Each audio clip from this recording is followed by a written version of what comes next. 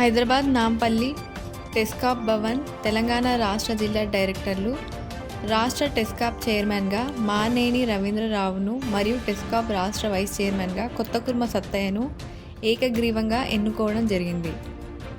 అనంతరం chairman vice చైర్పర్సన్లను వారి వారి ఛాంబర్లలో శాలువాలతో బొకేలతో సన్మానించడం జరిగింది. ఈ కార్యక్రమానికి తాండూరు ఎమ్మెల్యే మనోహర్ రెడ్డి, మాజీ నగర మేయర్, సీనియర్ కాంగ్రెస్ నాయకులు బొంతు రామ్మోహన్ తదితరులు పాల్గొన్నారు. అనంతరం చైర్మన్, వైస్ చైర్మన్లు మర్యాదపూర్వకంగా రాష్ట్ర ముఖ్యమంత్రి రేవంత్ రెడ్డిని కలిసి కృతజ్ఞతలు తెలిపారు.